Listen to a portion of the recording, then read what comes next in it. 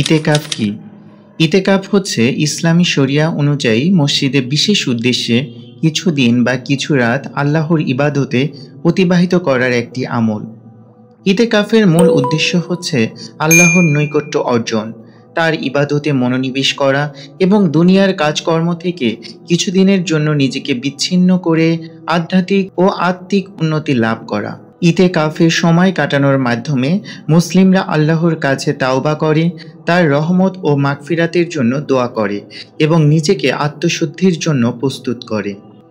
ইতেকাফের সময় সাধারণত মসজিদে অবস্থান করা হয়, যেখানে ব্যক্তি শুধু আল্লাহর ইবাদত, কুরআন তিলাওয়াত, দোয়া, তাসবিহ এবং নফল নামাজে মনোনিবেশ করেন। ইতেকাফ করার বিধি ও নিয়মাবলী। প্রথমে আমরা জেনে নেব ইতেকাফের স্থান। ইতেকাফ সাধারণত মসজিদে করা হয়।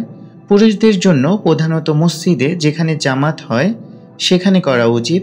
তবে মহিলাদের জন্য ইতেকাফের অনুমতি যদি পরিবার বা সোসাইটির অবস্থান অনুসারে হয়, তবে মহিলারা তাদের বাড়িরই নির্দিষ্ট কোনো জায়গায় যেখানে তাদের স্বাধীনতা বজায় থাকে সেখানে ইতেকাফ করতে পারে। ইতেকাফের সময়। ইসলামে ইতেকাফের অবস্থান বা ইবাদত সাধারণত রমজান মাসের শেষ 10 দিনের জন্য বিশেষভাবে সুন্নত, কিন্তু সাধারণভাবে বছরের অন্যান্য সময়েও ইতেকাফ করা যায়। তবে রমজানের শেষ 10 দিনই এর গুরুত্ব সবচেয়ে বেশি। এই সময় লাইলাতুল কদর অর্থাৎ বিশেষ রাত, যা হাজার মাসের চেয়ে উত্তম বলে কুরআনে উল্লেখ করা হয়েছে। ইতেকাফের উদ্দেশ্য। ইতেকাফের উদ্দেশ্য হচ্ছে আল্লাহর নৈকট্য অর্জন করা। ইতেকাফ করার সময় একজন মুসলিম তার সমস্ত মনোনিবেশ আল্লাহর ইবাদতে রক্ষা করে এবং সকল দুনিয়াবী চিন্তা থেকে মুক্ত থাকার চেষ্টা করে থাকে।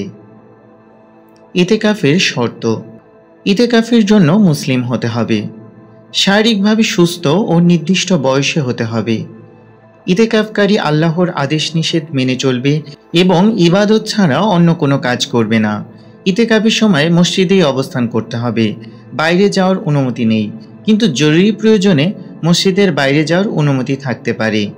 ইতেকাফকারী কোনো ধরনের খারাপ কাজ বা গুনাহ করবে না। ইতেকাফের সময় করণীয় কাজগুলো। নফল নামাজ।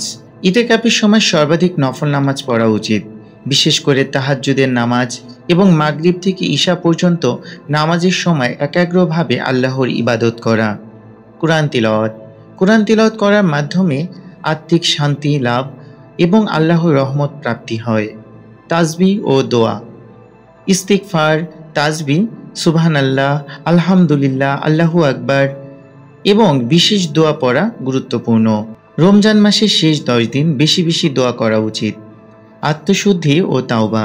ইতেকাফের সময় গুনাহ থেকে ফিরে আসা এবং আল্লাহর কাছে ক্ষমা চাওয়া অত্যন্ত গুরুত্বপূর্ণ। ইতেকাফ শেষ হলে মুসলিমরা এই সময়কালকে আল্লাহর রহমতের বরকত হিসাবে গ্রহণ করে এবং তাদের পূর্ববর্তী ভুলগুলোর জন্য তাওবা করে। তারা সেই সময়টিকে এক নতুন জীবনের সূচনা হিসাবে দেখে। প্রিয় ভাই, আমাদের চ্যানেলটিকে অবশ্যই সাবস্ক্রাইব করবেন এবং ইসলামী জীবনাদর্শ অনুযায়ী আমাদের জীবনকে সুন্দর করে গড়ে তোলার চেষ্টা করব। আল্লাহ হাফিজ।